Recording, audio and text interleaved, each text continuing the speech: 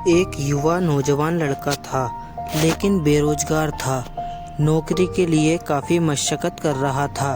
तभी उसे किसी कंपनी की तरफ से कॉल लेटर आता है कि कल आपका इंटरव्यू है और आपको आना है। अब वो लड़का थोड़ा परेशान हो गया, क्योंकि जिस जगह उसको इंटरव्यू के लिए जाना था वह जगह उसके घर से करीब 50 से 60 किलोमीटर दूर थी और वह एक बेहद गरीब परिवार से था। इसलिए उसके पास जाने के लिए भी पैसे नहीं थे, लेकिन उसको जाना तो था।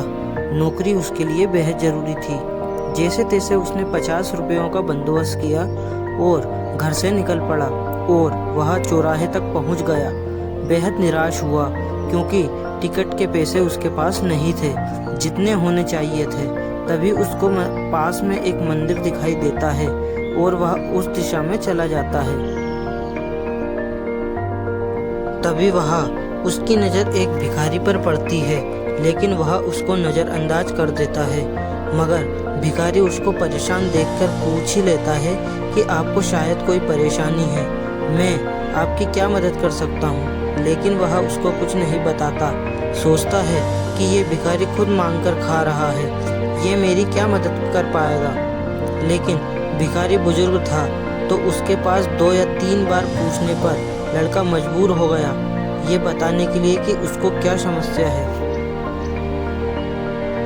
तो भिखारी ने उसको बोला, तुम ये 500 रुपये लो और जाओ अपना इंटरव्यू दो।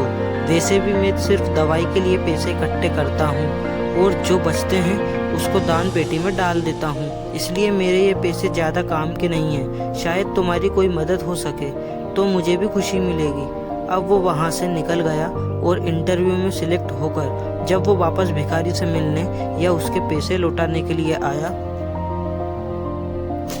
तो वहाँ लोगों की भीड़ लगी हुई थी। उसके पास जाकर देखा तो वह भिखारी था। लोगों ने कहा, इसके पास दवाई के पैसे नहीं हैं, इसलिए आज की दवा लेने की वजह से ये चल बसा। किसी भी काम को करने या किसी भी लक्ष्य को हासिल करने के लिए मार्ग से 1000 कठिनाइयों का सामना करना पड़ेगा। अगर ये सोचकर हम आगे ही ना बढ़ें तो हो सकता है रास्ते में कोई हो जो हमारी मदद के लिए बैठा हो।